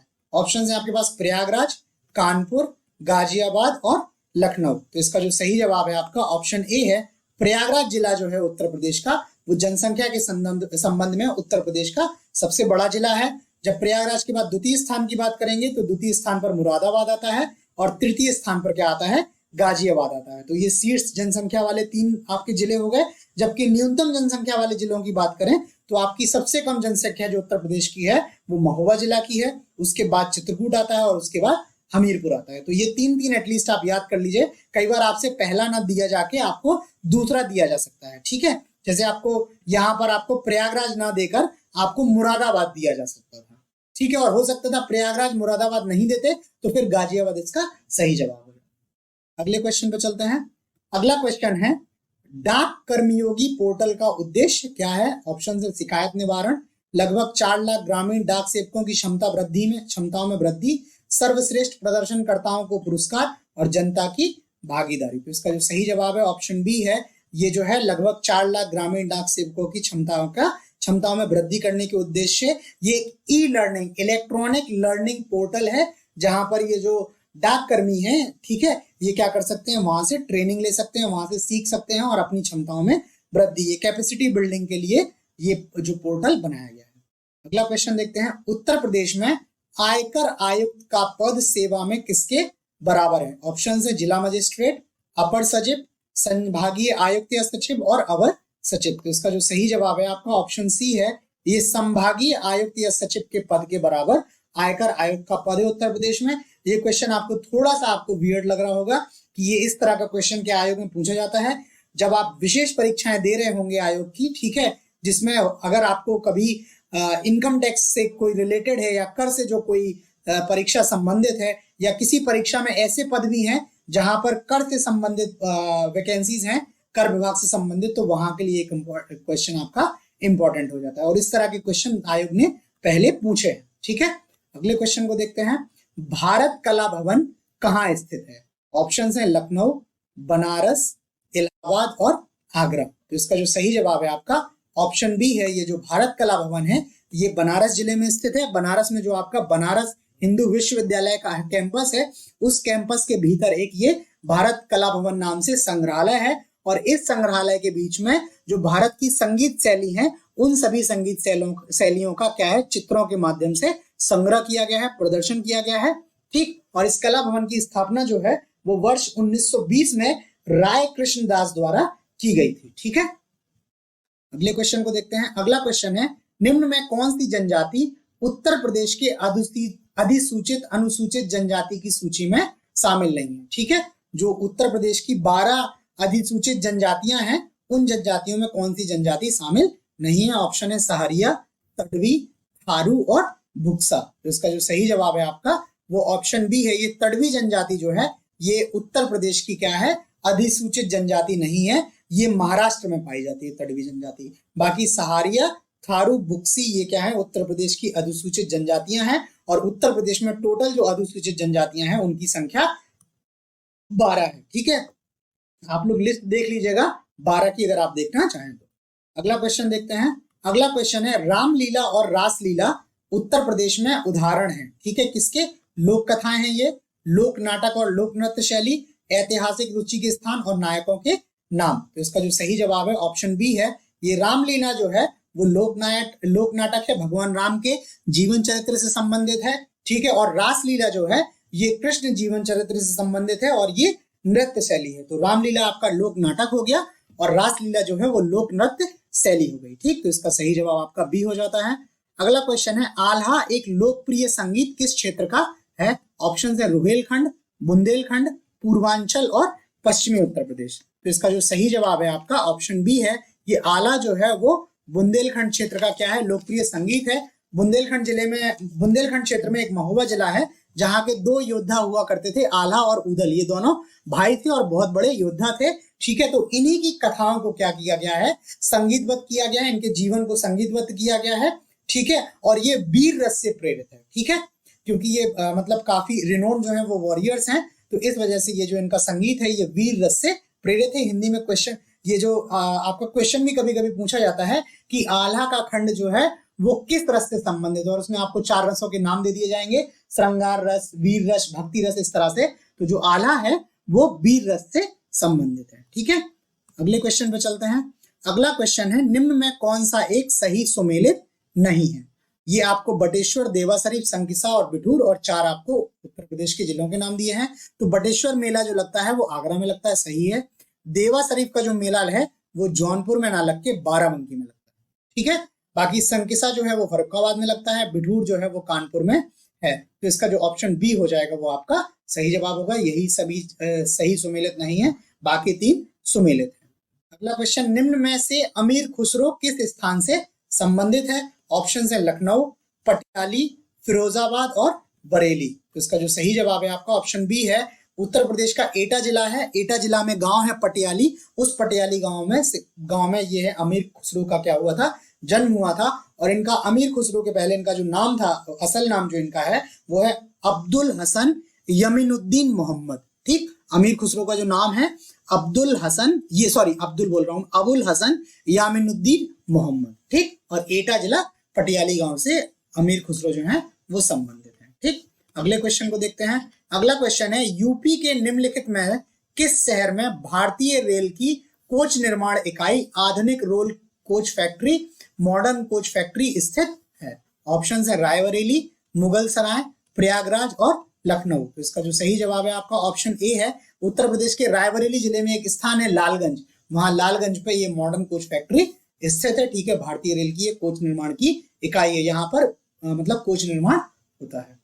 अगला क्वेश्चन देखते हैं। अगला क्वेश्चन है, 2011 की जनगणना के अनुसार उत्तर प्रदेश का सर्वाधिक साक्षर जनपद कौन सा था? ऑप्शंस हैं गाजियाबाद, कानपुर नगर, लखनऊ और जौनपुर। तो आप देखोगे उत्तर प्रदेश का जो सबसे साक्षर जिला है वो गौतम बुद्ध नगर है। ठीक है, लेकिन इसमें गौतम बुद्ध नगर नहीं है। तो हम देखते हैं शीर्ष 3 नगर कौन से थे। तो पहले स्थान पर गौतम बुद्ध नगर आता है, दूसरे स्थान पर कानपुर नगर है और तीसरे स्थान पर क्या था, औरैया था। तो आप जब ऑप्शंस को देखोगे तो इसके हिसाब से आपका ये ऑप्शन भी कानपुर नगर आपका सही हो जाएगा। ठीक है, इसलिए मैंने आपको बताया कि आप एटलीस्ट 3-3 याद कर लीजिए, क्योंकि कई बार जरूरी नहीं है पहला वाला जो आपको दिया जाए ऑप्शंस में, अगर दूसरा या तीसरा दिया गया तो आपको अगर 3 याद होंगे तो इजीली आप आंसर लगा पाओगे। अगला क्वेश्चन देखते हैं। अगला क्वेश्चन है, उत्तर प्रदेश का वह जनपद कौन सा है जहां अल्पसंख्यक समुदायों का सर्वाधिक केंद्रीकरण है। ऑप्शन है बिजनौर, मुरादाबाद, लखनऊ और रामपुर। इसका जो सही जवाब है ऑप्शन डी है। उत्तर प्रदेश का रामपुर जिला है जहां पर अल्पसंख्यक समुदायों का सर्वाधिक केंद्रीकरण है और यहाँ जनसंख्या का करीब 50% से भी अधिक जो है वो अल्पसंख्यक समुदाय के लोग हैं। अगला क्वेश्चन है, एक जिला एक उत्पाद योजना के तहत हस्त निर्मित कागज के उत्पादन के लिए उत्तर प्रदेश के किस जिले को चुना गया है। यहाँ पर किस जिले का होना चाहिए था। ऑप्शन है अमेठी, जालौन, देवरिया और कुशीनगर। इसका जो सही जवाब है ऑप्शन बी है। ये उत्तर प्रदेश सरकार ने एक जिला एक उत्पाद योजना के तहत 75 उत्पादों को क्या किया हुआ है, चुने हुए हैं। ठीक है, और इसके तहत हस्त निर्मित कागज के लिए क्या है, जालौन जिला जो है वो चुना गया है। अभी हम लोग बात कर रहे थे पहले के क्वेश्चंस में कि ये जालौन जो है वो बुंदेलखंड क्षेत्र में आता है। बुंदेलखंड के जो 11 जिले थे उन 11 जिलों में जालौन शामिल थे। अगला क्वेश्चन है आपका, किस जिले के भू राजस्व प्रशासन का प्रभारी, किसी जिले के भू राजस्व प्रशासन का प्रभारी मुख्य अधिकारी होता है। ऑप्शन है जिला परिषद के लेखाधिकारी, उसके अलावा ये आपका मुख्य यहाँ पे होना चाहिए था, ये गलती से हो गया है, मुख्य राजस्व विभागीय अधिकारी, जिला कलेक्टर और तहसीलदार। तो इसका जो सही जवाब है आपका ऑप्शन सी है। जो जिला कलेक्टर या जिसको आप लोग डिस्ट्रिक्ट मजिस्ट्रेट भी बोलते हैं, ठीक है, ये क्या है, जिले के भू राजस्व प्रशासन का प्रभारी मुख्य अधिकारी होता है। ठीक, अगला क्वेश्चन है, उत्तर प्रदेश में संपूर्णानंद संस्कृत विश्वविद्यालय कहाँ स्थित है। ऑप्शन है लखनऊ, कानपुर, झांसी और वाराणसी। तो इसका जो सही जवाब है आपका ऑप्शन डी है। ये संपूर्णानंद संस्कृत विश्वविद्यालय जो है वो बनारस में स्थित है और इसकी स्थापना जो है वो 1791 में हुई थी, 1791 में हुई थी और लॉर्ड कॉर्नवालिस द्वारा इसकी स्थापना की गई थी और ये बनारस का पहला महाविद्यालय है। ठीक है, तो इस वजह से ये अति महत्वपूर्ण हो जाता है क्योंकि इसकी स्थापना जो है बहुत पहले लॉर्ड कॉर्नवालिस द्वारा 1791 में, और ये क्या है, उत्तर प्रदेश का जो है बनारस का पहला महाविद्यालय है। अगले क्वेश्चन पे चलते हैं। अगला क्वेश्चन है, भारत सरकार ने किस वर्ष में उत्तर प्रदेश की 10 नई आदिवासी जातियों को अनुसूचित जनजातियों के रूप में सूचीबद्ध किया था। ऑप्शन है 2004, 2003, 2002 और 2001। तो इसका जो सही जवाब है आपका ऑप्शन बी है। ये अनुसूचित जनजाति अधिनियम 2023 में क्या किया था, 10 आदिवासी जातियों को अनुसूचित जनजातियों के रूप में सूचीबद्ध किया था सरकार ने। अगला क्वेश्चन, बधाई कौन सी विधा है। बुंदेलखंड का लोक संगीत, बुंदेलखंड का लोक नृत्य, ए और बी दोनों, उपयुक्त में से कोई नहीं। तो इसका जो सही जवाब है आपका ऑप्शन ये है। ये बधाई जो है वो बुंदेलखंड का लोक संगीत है। बधाइयां जो है वो गाई जाती हैं और इनका गायन जो होता है जब घर में किसी का जन्म हो, ठीक है, नए जो है वो संतान के आगमन पर और विवाह के समय जो है ये बधाई गाई जाती हैं और ये शीतला माता की आराधना से संबंधित है। मतलब बधाई जो गाते हैं उसमें आप शीतला माता की आराधना कर रहे होते हैं। तो ये भी पूछा जाता है कि बधाई जो है वो किस देवी की आराधना से संबंधित है, तो शीतला माता की आराधना से, और जन्म और विवाह के समय पर ये गाई जाती हैं और ये लोक संगीत है बुंदेलखंड क्षेत्र का। ठीक, अगले क्वेश्चन पे चलते हैं। अगला क्वेश्चन है, निम्न में किस स्थान पर उत्तर मध्य क्षेत्र सांस्कृतिक केंद्र स्थित है। ऑप्शन है प्रयागराज, कानपुर, बनारस और लखनऊ। तो इसका जो सही जवाब है ऑप्शन ए है। ये जो उत्तर मध्य क्षेत्र सांस्कृतिक केंद्र है जिसको आप लोग NCZCC के नाम से भी जानते हो, NCCZCC, ठीक है, जो north central zonal cultural centre, ठीक है, तो इसको आप लोग उत्तर मध्य क्षेत्र सांस्कृतिक कार्यक्रम NCZCC, ये प्रयागराज में स्थित है। अगला क्वेश्चन है, UPSIDA का फुल फॉर्म क्या है। उत्तर प्रदेश राज्य विकास और राज्य औद्योगिक विकास प्राधिकरण, उत्तर प्रदेश राज्य औद्योगिक विकास एजेंसी, उत्तर प्रदेश राज्य बुनियादी ढांचा विकास प्राधिकरण और उत्तर प्रदेश राज्य सूचना विज्ञान विकास प्राधिकरण। तो इसका जो सही जवाब है आपका ऑप्शन ए है। UPSIDA जो हो जाएगा ये उत्तर प्रदेश स्टेट, ठीक है, इंडस्ट्रियल डेवलपमेंट अथॉरिटी या उत्तर प्रदेश राज्य औद्योगिक विकास प्राधिकरण। तो जो सही जवाब हो जाएगा आपका ऑप्शन ए हो जाएगा। अगला क्वेश्चन देखते हैं, सूची 1 एवं सूची 2 को सुमेलित कीजिए तथा नीचे गए दिए कूट से सही उत्तर चुनिए। इसमें आपको 4 जो है वो तीर्थ स्थलों के नाम दिए हुए हैं, ठीक, और संबंधित जिले के नाम दिए, आपको मिलाना है। तो कनक भवन जो है ये आपका अयोध्या में स्थित है, ठीक है। कनक भवन कहाँ पर है? अयोध्या में स्थित है। और अच्छी बात यह है कि ये जो कनक भवन है इसका जो मेंटेनेंस वगैरह आप बोल सकते हैं एक हिसाब से, जिसकी देखरेख जो होती है वो ओरछा के राजा द्वारा की जाती है। हाँ, ओरछा के राजा द्वारा जो है वो कनक भवन की क्या है, ये जो मेंटेनेंस है या देखरेख जो है वो की जाती है, ठीक। ओरछा जो है वो मध्य प्रदेश में है, ठीक। और दूसरा है कामदगिरी पर्वत, तो ये चित्रकूट में है, ठीक है। कामदगिरी पर्वत चित्रकूट में है। चित्रकूट वही स्थान है जहां पर जो राजा राम है उन्होंने अपने वनवास के 13 वर्ष जो है वे व्यतीत किए थे, ठीक है। और कामदगिरी पर्वत पर ही इनका निवास स्थान था। तीसरा है कालिंजर दुर्ग, ये आपका बांदा में स्थित है। और देवा शरीफ अभी हम लोग कर चुके हैं डिस्कस, ये बाराबंकी में है। यहाँ पर प्रतिवर्ष जो है मेला लगता है। तो आपका जो सही जवाब हो जाएगा, ए का चौथा हो जाएगा, बी का आपका तीसरा हो जाएगा, सी का आपका पहला हो जाएगा, सी का आपका दूसरा हो जाएगा और डी का पहला। 4 3 2 1, तो इसका जो कूट है तो ऑप्शन सी इसका सही हो जाएगा। अगले क्वेश्चन पे चलते हैं। अगला क्वेश्चन है, जनगणना 2011 के अनुसार उत्तर प्रदेश राज्य की कुल जनसंख्या में ग्रामीण जनसंख्या का प्रतिशत है। ऑप्शन है 68.8, 77.7, 78.8 और 83.3। तो इसका जो सही जवाब है ऑप्शन बी है।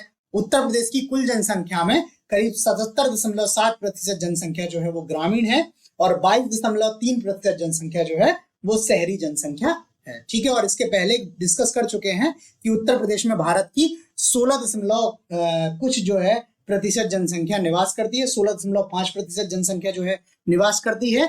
और जो उत्तर प्रदेश का क्षेत्रफल है उसका केवल 7.2% जो क्षेत्रफल उत्तर प्रदेश का है, ठीक है।